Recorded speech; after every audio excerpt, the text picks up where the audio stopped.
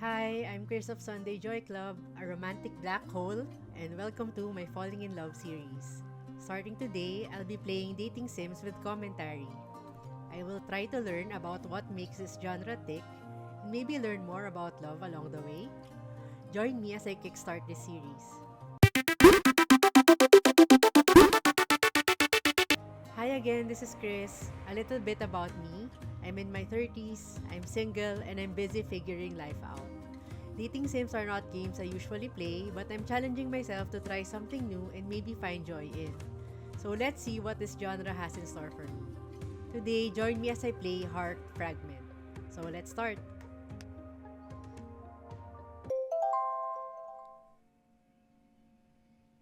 So I'll keep everything on and start the game. Somewhere in this world, a world filled with tragedy, filled with pain, filled with people whose hearts have fragmented over time as they experience misfortune. Somewhere in this world, a happy ending must await, right? If such an ending doesn't await us at some point along the road, what was the point of traveling it in the first place? But maybe, is a happy ending really just an endpoint in your life? Maybe it's an ongoing journey. Maybe people shouldn't seek one ultimate happy ending, but multiple happy endings along the way. Or maybe that's stupid. I don't really know. But I believe tragedy can't be the only option. I want to believe that at least. I want to Good luck believe that finding too. That happy ending we all hope for.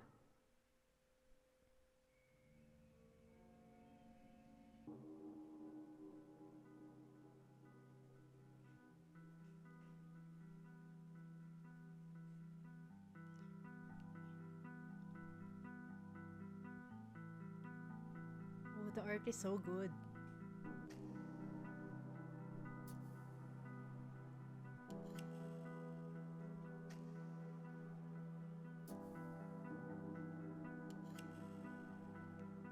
Mild horror-based themes are present in this game. If you are sensitive to sudden noises, unnerving images, or content that deals with serious subject matter, please proceed with caution. Okay, let's proceed.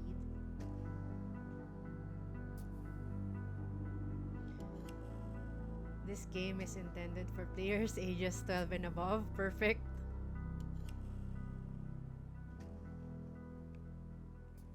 Before we get started, Is there something you want to say? Is there something you want to say? Yeah, Is it's there me. something you want to say? yeah, Is there something So- you want to say? I'll keep the default name and I guess I'll choose art style A. I'm a default kind of person. So let's start the game with the default one. Okay, let us begin, Xani.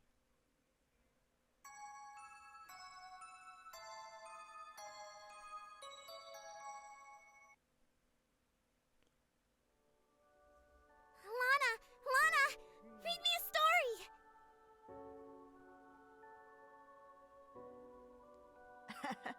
All right. What story did you want to hear this time? Little Red Riding Hood. That one again? Are you sure? Please. You sure do love Little Red, don't you? Is she your favorite? Yeah. Doesn't the wolf scare you? Nuh-uh. I'm scarier than him. Rawr. Aw, this is cute. You got me. You're a brave little girl, aren't you? Come up onto my lap. I'll read the book for you. Yay! Thank you, Lana. Lana, when is Mom coming home? Oh, it is about time for her to get back, isn't it? Don't worry. I'm sure she'll be home soon.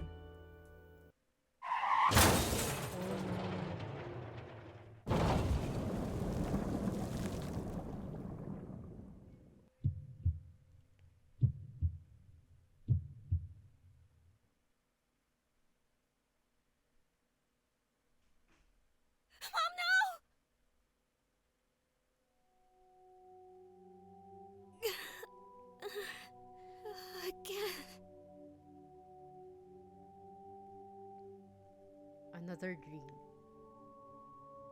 It's always the same. You didn't witness the death firsthand, but the images that flash through your head at night are so vivid, as though you had been there. It seemed like it didn't matter how many times the dream occurred, you'd always wake up in a cold sweat, frightened and shaking. Looks like I kicked off all my covers in my sleep again, too. You can never fall asleep without them. It's as though they're your protection, and without them wrapped around your body, you feel defenseless. But you always wake up only half covered, or with no blankets on the bed at all. How long has it been now? 10 years, huh? 10 years since her death. If only you could just forget it already, but the nightmares won't let you. They force you to continue grieving. Your eyes wander over to the phone next to your pillow.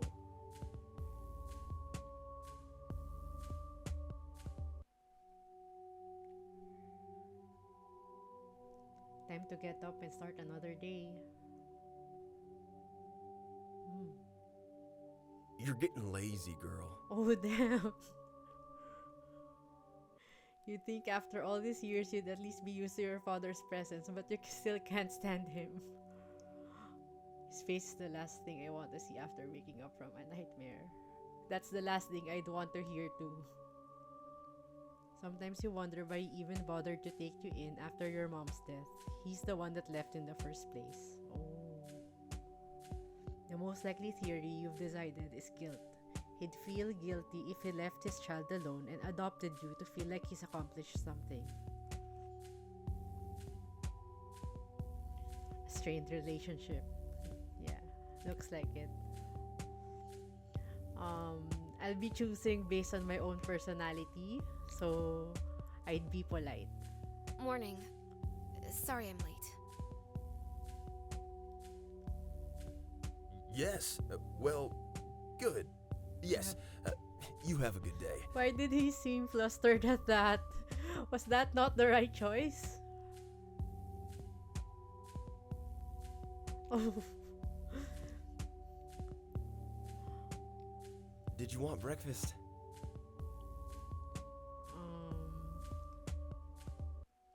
Now I'm the one caught off guard. No, I'm fine.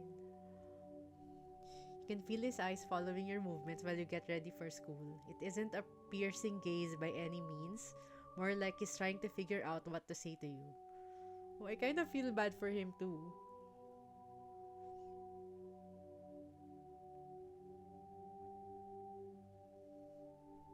Why is she so mad at him?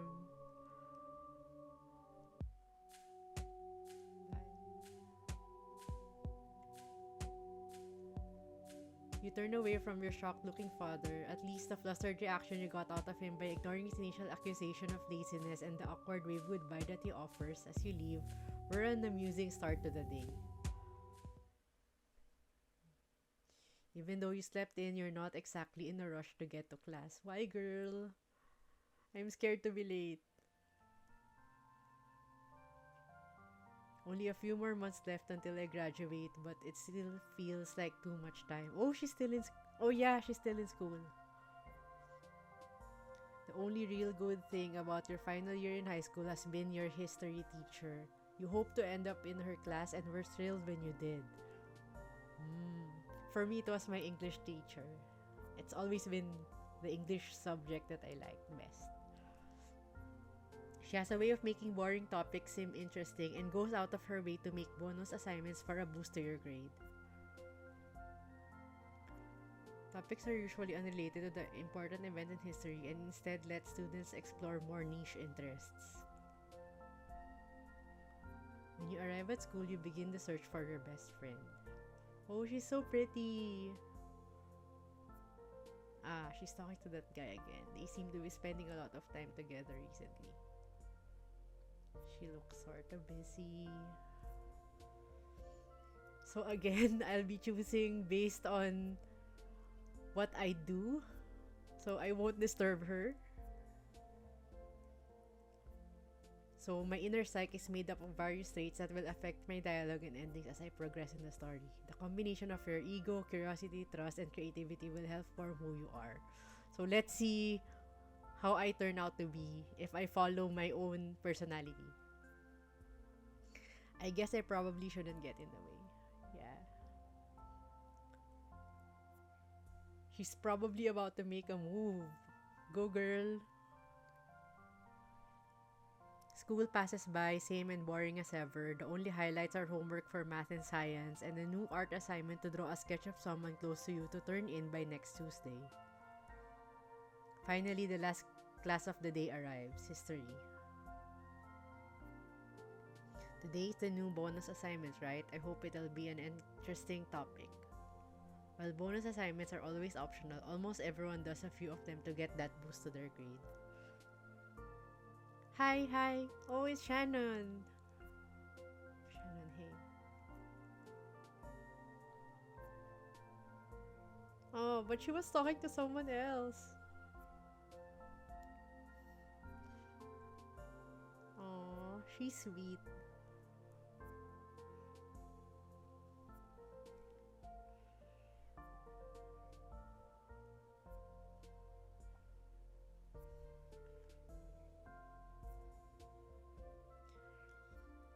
Oh, so they chat together a lot. I think I made the wrong choice earlier. Every time she manages to make eye contact.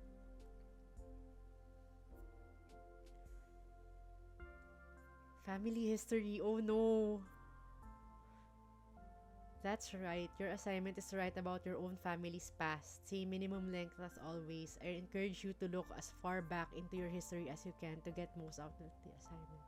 You feel all of the previous eagerness you had drained from your body at once. That's a difficult one, yeah.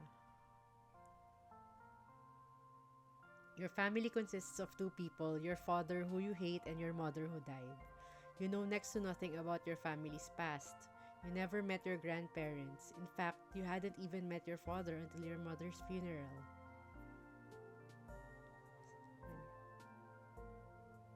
Ah, Shannon. Sorry, I guess I kind of zoned out. She gazes down at you with concern and puts her hand on your shoulder. Oh, she's so sweet. I'm fine. I don't need to be cuddled. Besides, it's optional anyway. That's true.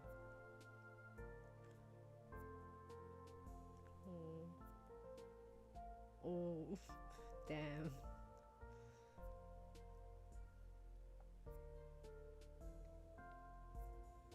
Shannon has good intentions, but the truth is that talking about this sort of thing out loud tends to make you feel worse. I kind of get it. The two of you are long past battling this type of thing out. There was a time when Shannon would insist bottling up is no good and keep on pushing regardless of your protests. But anyway, don't forget. Oh, her house tomorrow at noon. Okay. I won't forget. See you then, Shannon. Oh, I wonder what it is.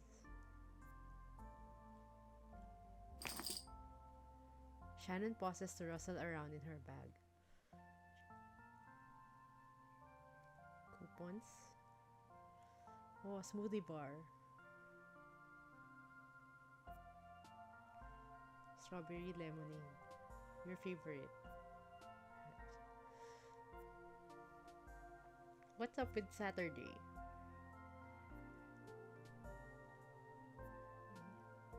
Just planning to buy. Thanks, I'm not going to get lonely between now and tomorrow at noon though. Don't worry about me so much. Well, that's true.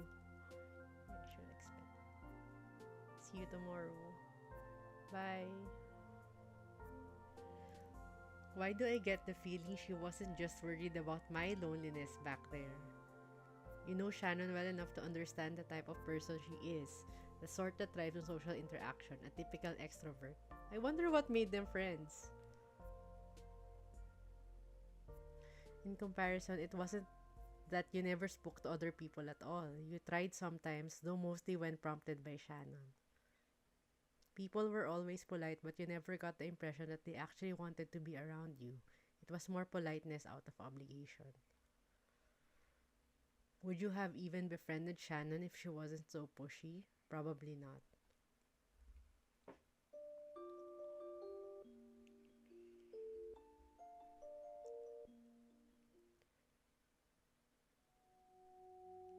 TV blaring loudly as always. Oh, she's pissed. I wonder why. That you, girl? Why does he speak like that?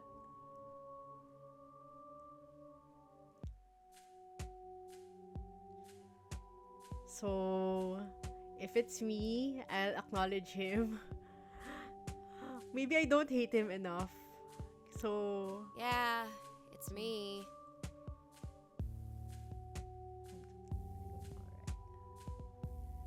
do you have to smoke in the house? Makes a motion with his arm for you to come and sit near him. So, what I'll do is to sit across the room. Or sit near him. Tell him to put out a cigarette. I'm not that forward. So, I'll sit across the room. Not happy.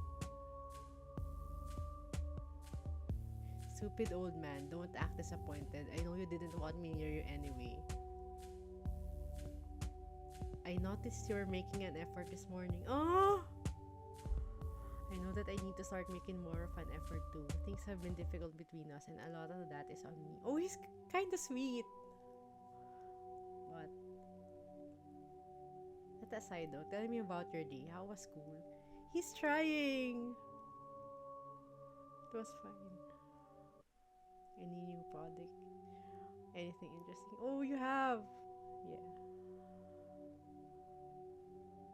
I'm going to be able to escape my room until this is over with, am I? I may as well get it over with. Art and history. I need to draw someone close to me and write about my family history. Oh my god, she told him. I'm sure your art assignment will turn out just fine, but hey now, family history, huh? Yeah, it's complicated. You ever been curious about that sort of thing? Oh, he's interested. He's interested, girl.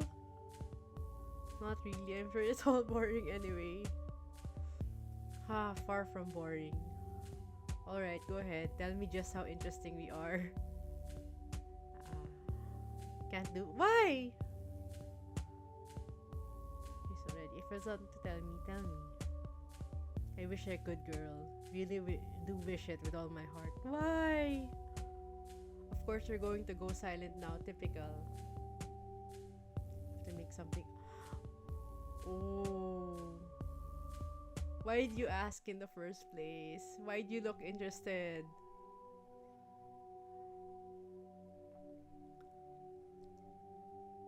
Talking to him is never easy. Oh, she's being polite now. Come on already.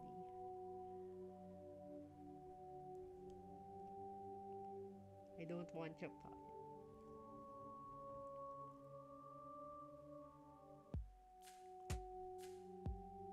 I'm gonna keep this a secret. Whatever. You agree even if it's only to make him get on with it.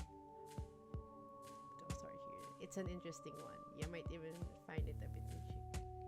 He makes it sound like he's about to tell a fairy tale.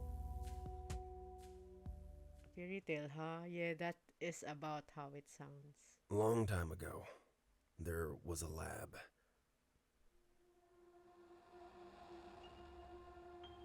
No one really knows what went on inside that lab. But I do know that when people came out, they weren't the same. Why does this feel like a totally different genre now? Not in appearance.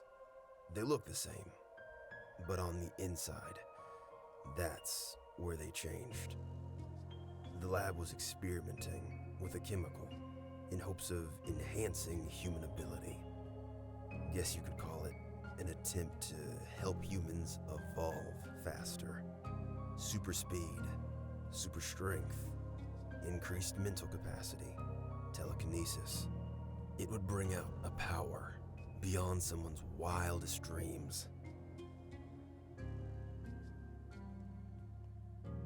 The lead scientist was desperate for his life's work to be recognized, for his experiment to be a success. And in some ways it was. Those who took part in the experiment's first human trials became unlike anything the world had seen before. Is this sci-fi or horror? But no success story is without its downfalls, and an unexpected side effect occurred. They began to lose their humanity. It only happened in short bursts at first, but when it did, together with their newfound powers, they became violently dangerous. And so they were euthanized, killed off. Their lives ended as humanely as possible, and the experiment marked a failure. The risk was too great to continue any further. But one man, the lead scientist of the project, didn't want to just quit. Still desperate for his project to be a success, for his life's work to not go unnoticed, he created one last attempt at the drug, hoping to remove the side effects. Then he injected the drug into himself. It was too late, though. The drug was considered dangerous already, and the scientist, despite showing none of the horrific side effects, went into hiding with his wife after realizing that he'd never convince anyone he wouldn't turn violent as well. The man was never found, and with complete silence from him, perhaps proving that he had kept his sanity, eventually the search was called off. The failed experiment was called to a close and buried. How does that relate to your family?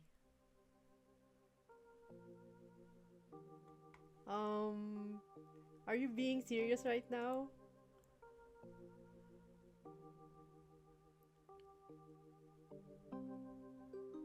It was interesting. Conspiracy theories.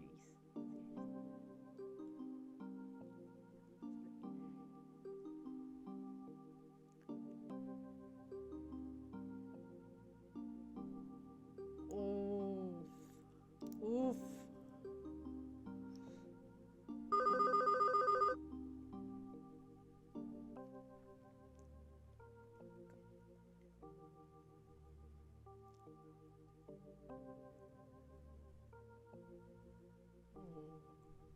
You drive me insane. Those words are mumbled in a soft, barely audible tone. He might have been able to hear them from the next room, or he might not. You don't care either way. It's not like it's the worst thing you've ever said to him after all.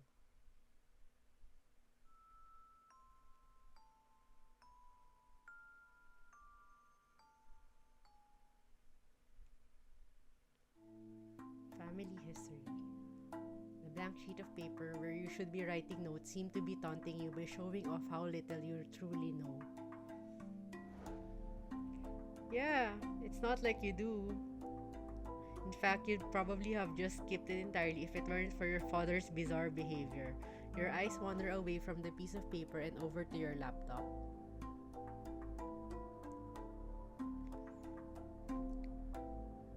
You pause after making your way to the search engine. What should you search? Your last name? So let's search Green. You type in the name Luan Green and click enter. Ooh. Her obituary. You expected that it would be there, but it still manages to make you feel sick to your stomach. Even so, more than her memorial, it's the other result that catches your eye. New miracle drug. You knew that your mother was working on something important when she was alive. It's why you were often being looked after by your babysitter, Lana. Your mother spent a lot of her day-to-day life at work. Oof.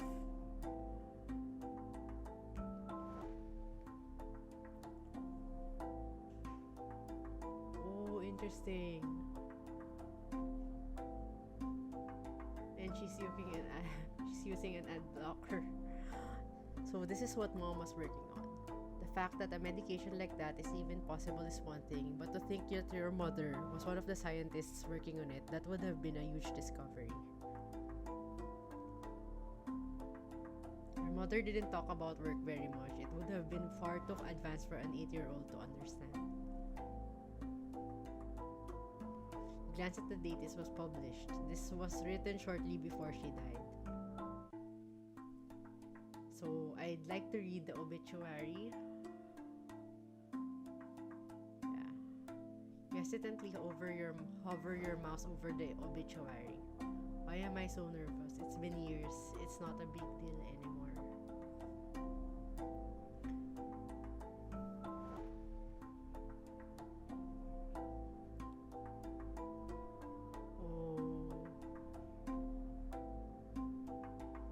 It's a fairly standard looking obituary aside from one detail.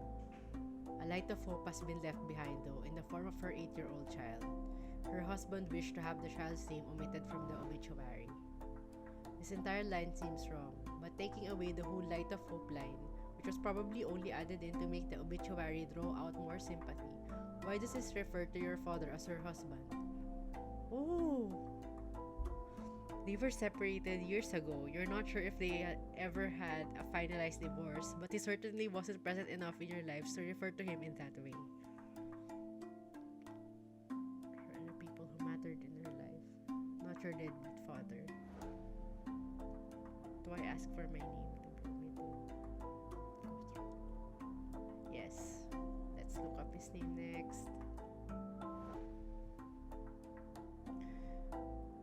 So the obituary pops up under his name too. The other result though, man fired from job explains his side of the story.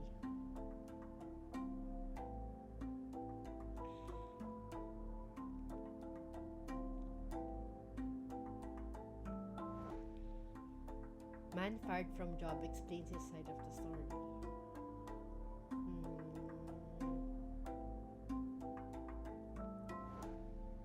Outside influence had a say in the matter. So restricted content through the company's internet connection.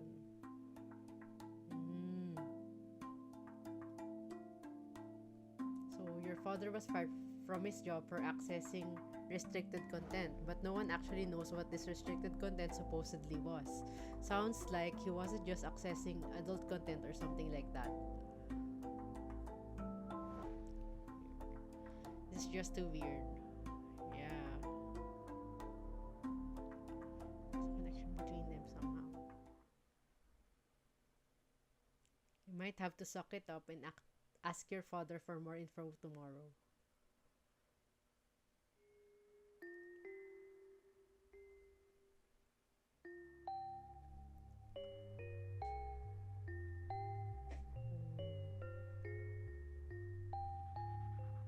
Upon a time, there was a boy.